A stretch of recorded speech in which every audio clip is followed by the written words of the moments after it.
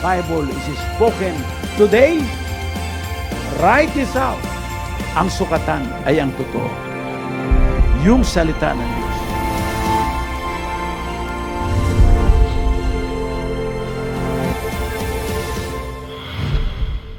Praises be to our great God. I'm Sister Mariviv Calalo, greeting and welcome you all to another blessed episode of this program, Oras ng Katotohanan. This is brought to you by the Pentecostal Missionary Church of Christ in the Fourth Watch. Today, we rejoice with another evident manifestation of God's goodness to us. We know that as we meditate upon His words, we will definitely feel His mighty moving. And so, as we begin, here is another powerful message of truth that will be ministered to us by the good man of the house, our beloved Apostle Arsenio T. Friol, in our segment, Word of Life. Let us now watch and listen as she shares to us the topic about the power of the gospel.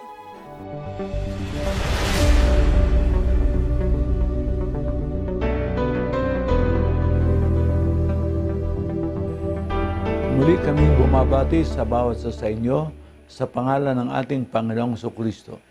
Sa pagkakataong ito ay bubulayin natin ang salita ng Diyos sa pamagat na ang kapangyarihan ng Ebanghelyo, the power of the gospel. Tayo muna ay sandaling manalangin, Panginoon. Kilusin mo ang aming mga puso at isip upang maunawaan ang iyong mga salita at tulungan mo na madama namin ang kapangyarihan ng iyong mga salita gaya ng iyong sinabi na ang iyong mga salita ay kapangyarihan at buhay. Maraming salamat, Ama, sa pagdinig mo sa aming mga dalangin, kalakip ang iyong pagpapagaling sa mga sumasampalataya. Amen. Ang ating paksa ay ang kapangyarihan ng Ebanghelyo. The power of the gospel. Bakit kaya makapangyarihan ang mabuting balita? Sinasabi ba ito sa banal na kasulatan? Alam natin ang kahulugan ng mabuting balita. Alam natin ang mensaheng ito. Gaya ng sinasabi sa John 3:16. Gayon na lamang ang pagsinta ng Diyos sa sanglibutan, na kanyang ibinigay ang kanyang bugtong na anak, upang ang sino mang sa kanya'y sumampalataya ay huwag mapahamak, kundi magkaroon ng buhay na walang hanggan. Ano raw ang mabuting balita? It's about God. God so loved the world. It begins with God. Sa mga tuwid talagang powerful. It's about the sending of His Son to save the world. That is another power. Power of God, power of Christ, and the power of creation. Ano ang sabi? Na ang buong sanglibutan ay minahal ng Diyos. Of course, not only people, but even animals and plants. All that God has created is a kind of result. It is a result of thy words. Gaya ng sinabi ng kasulatan sa 11 at 1 ng Hebreo. Ngayon, ang pananampalataya ay siyang kapanatagan sa mga bagay na hinihintay, ang katunayan ng mga bagay na hindi nakikita. Sapagat sa pamagitan nito ang matanda ay sinaksihan. Sa pananampalataya ay natatalastas natin na ang sanglibutan ay natatag sa pamagitan ng salita ng Diyos. Ano pat ang nakikita ay hindi ginawa sa mga bagay na nakikita.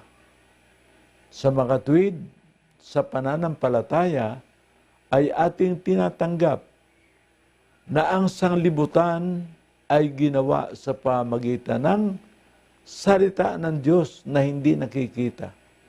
Yung nakikita ay ginawa sa pamagitan ng di nakikita, gaya ng salita ng Diyos. We can understand, but we cannot see.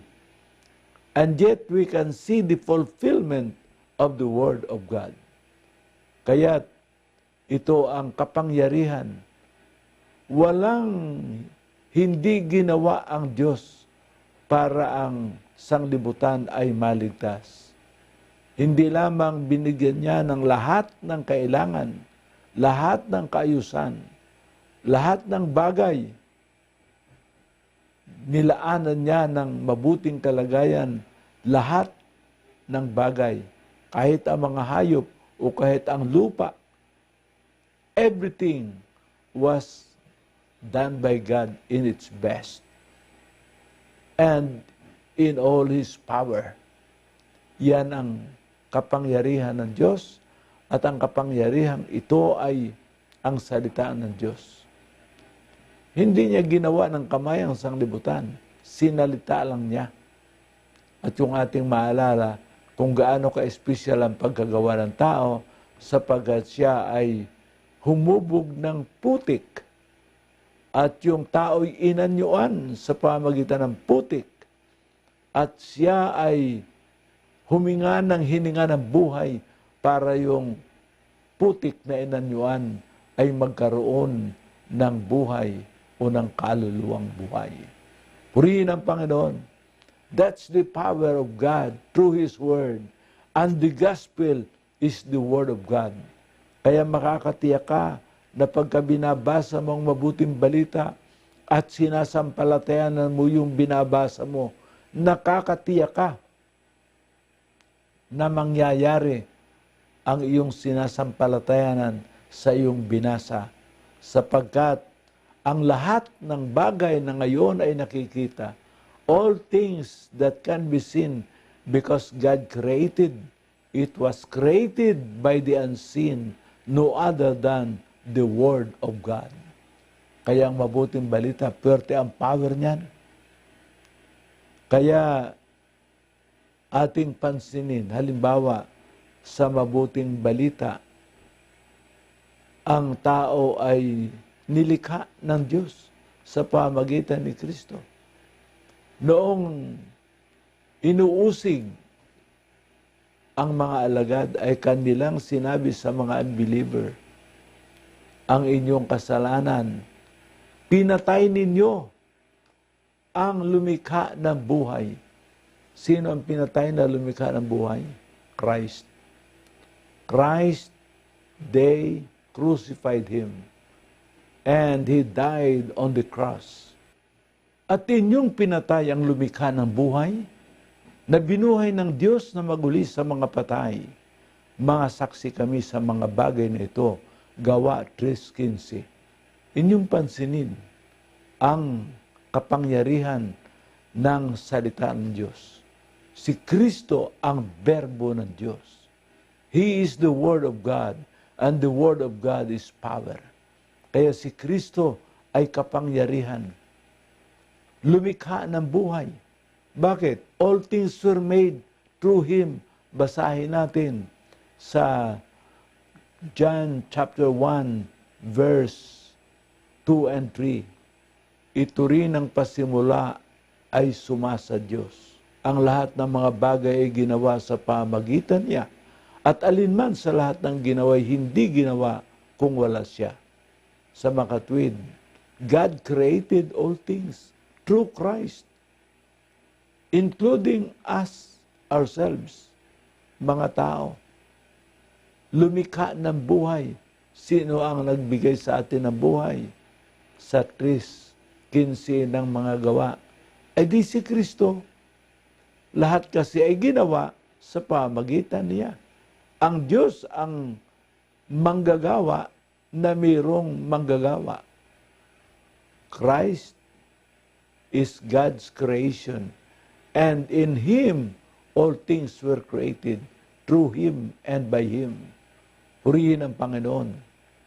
Kaya ito ang kapangyarihan ng salita ng Diyos. Purihin ang Panginoon. Kaya ano ang Ebanghelyo? Ang Ebanghelyo ay kapangyarihan. Bakit? Because it's about God. It begins with God. For God so loved the world. The power of creation is from God through Christ. Kaya siya ay ipinapangaral. Kung ating pinapangaral mabuting balita, we always mention God and Christ. Maalaman natin, kaya siyang lumikha ng buhay. Itong mga Kristo ba ngayon, lumikha ng buhay yan? Karami-rami na nila, may Kristo pa sa sabungan? Yan ba mga lumikha ng buhay? Hindi. Kung wala ang salita ng Diyos, walang buhay ang mga yan. Christ is the co-creator because all things were created by Him. Through Him. Purihin ang Panginoon. Kaya makapangyarihan. Kaya kung tayo may sakit, ano ang sabi ng Panginoon? Ang kapangyarihan ng Espiritu ay sumasa akin. Pinuspos niya ako ng kanyang Espiritu. At ano pa ang sabi niya? Upang ipangaral ang mabuting balita. Upang bigyan ng paningin ang mga bulag, makalakad ang mga pilay, at higit sa lahat, magkaroon ng kaligtasan at buhay na walang hanggan ang sumasampalataya. The Word is the gospel, and the gospel is the power of God unto salvation. Basahin natin ito sa Roma 1:16. Sapagkat hindi ko ikinahiya ang mabuting balita, ang Ebanghelyo, sapagkat siyang kapangyarihan ng Diyos sa ikaliligtas ng bawat sumasampalataya, una-unay sa Hudyo at gayon din sa Grigo. Mga kapatid, bakit daw hindi dapat ikahiya ang mabuting balita?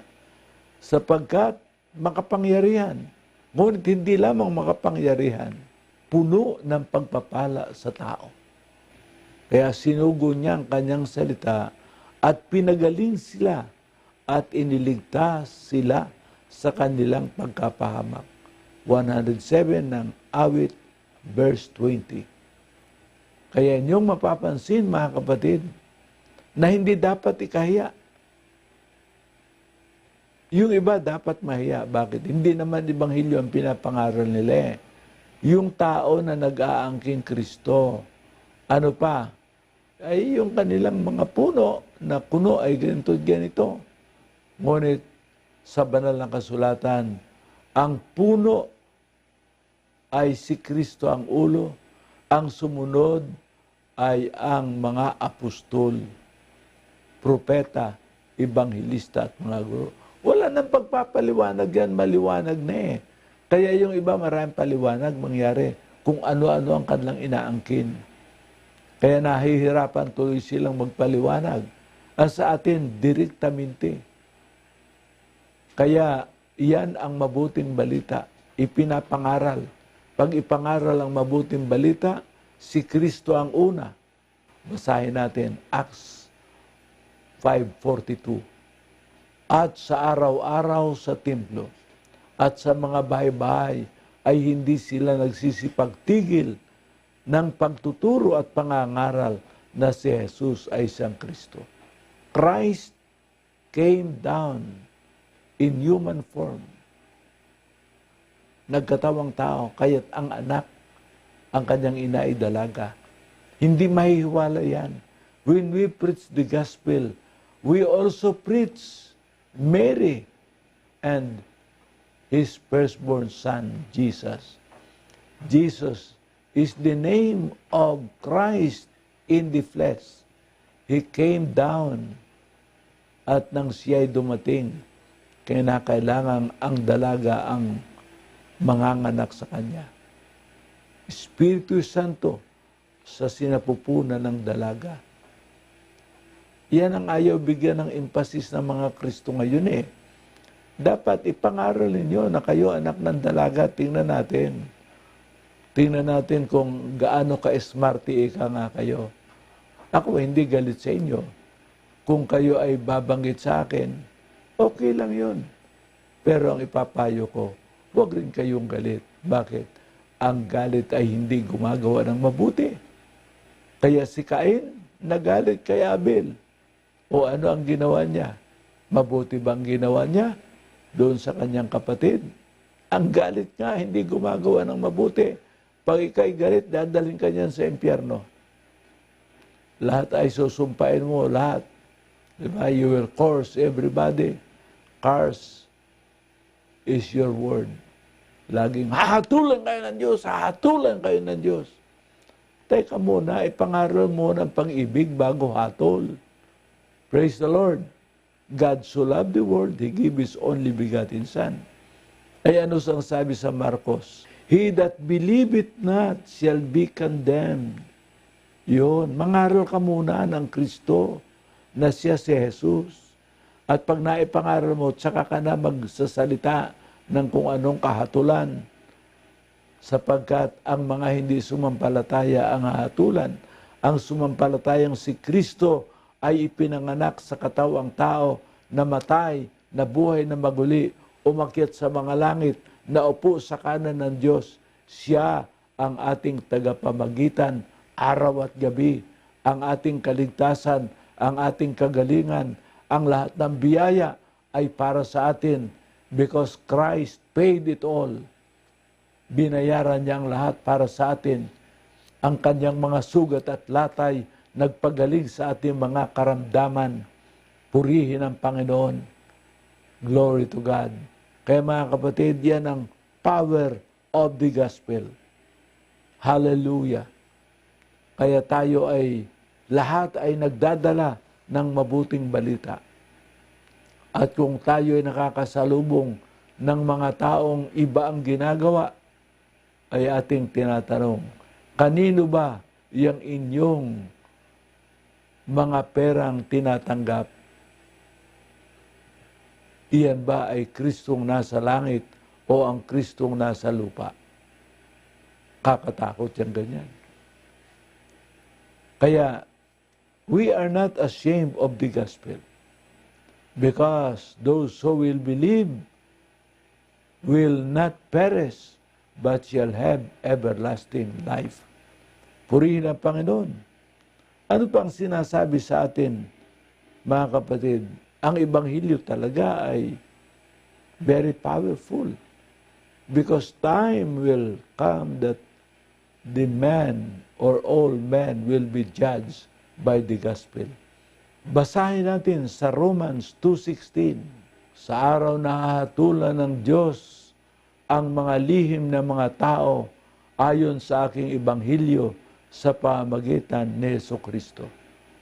Ikaw ba ay tatayo sa araw ng paghatol kung ang iyong Ebanghelyo ay hindi makapangyarihan? Kung ang iyong Ebanghelyo ay dala ng mga sinungaling, ibang Ebanghelyo na yon. Ang Ebanghilyong tunay, yung ipinangaral ng mga apostol. Ang Ebanghilyong ipinangaral nila, ang tunay na Ebanghelyo. Why? Because the Bible also asked them, how can they preach except they be sent? Ang sugo ay isinugo. Hindi sumugod nang hindi pa sinusugo. Isinusugo muna bago sumugod. Kaya ang lahat ng mangangaral dapat isinugo. Paano tayo isinugo? Halimbawa, si Timoteo pinatungan ng kamay. Ang pagsusugo ng Diyos kay Pablo, paano naman siya isinugo? Liwanag at tinig. May nakita siyang liwanag na nakakasilaw. Iba't ibang liwanag. Ang liwanag ng kabanalan ang makita ni Moises, naghubad siya ng kanyang pangyapak.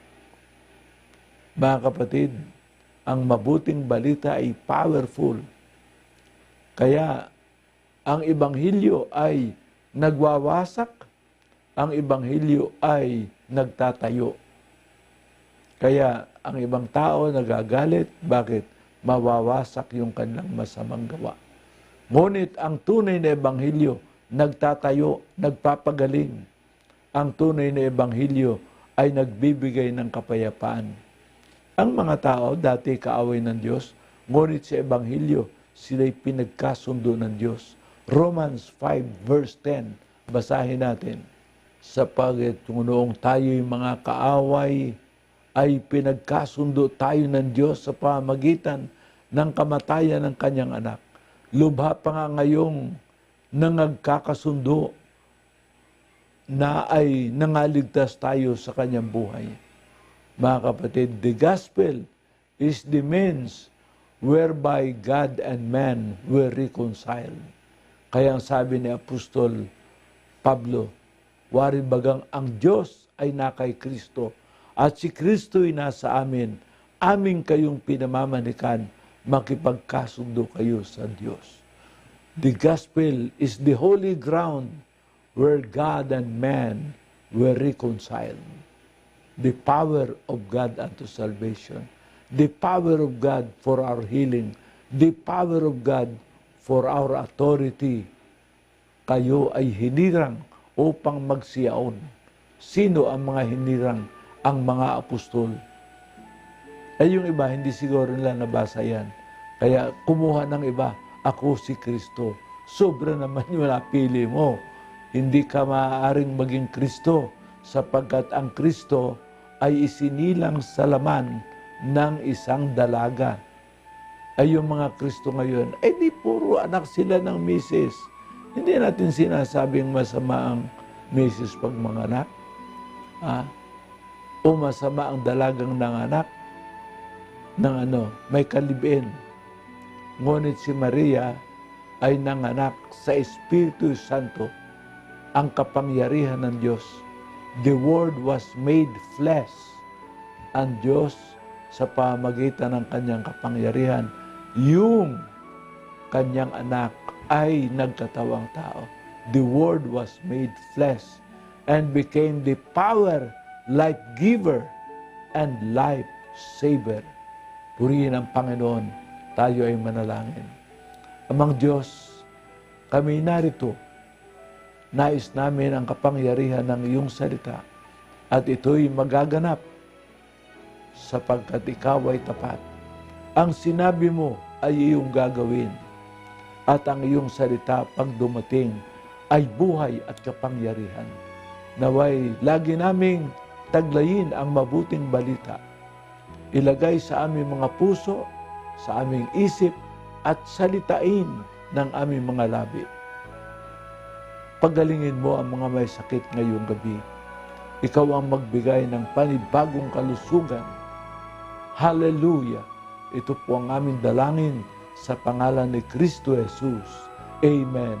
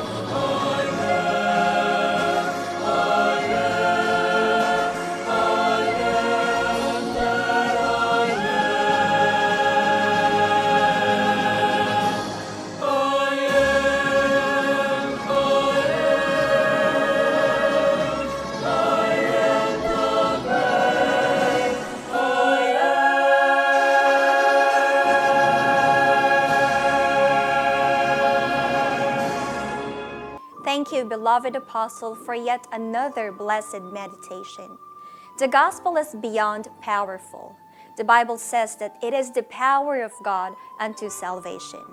But as people who experience its power, we know that it can do numerous great things. And with this, we hope that you all convinced that dwelling richly in His words can lead us to a more meaningful life.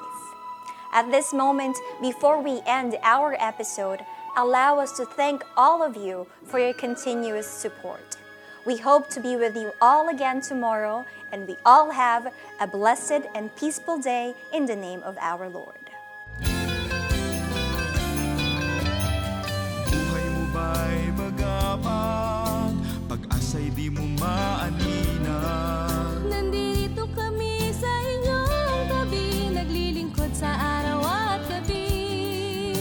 Kami inyong makakasama, puso't isipan, ituon mo lang. Salita ng buhay ang aming dala, sa panalangin ay kasama ka. Sa oras ng katotohanan, suliranin mo'y maiibsan, mga problema mo'y malulunasan, kung mga payo ay pakikinggan. Halina't pakinggan aming kahimikan ng panawagan.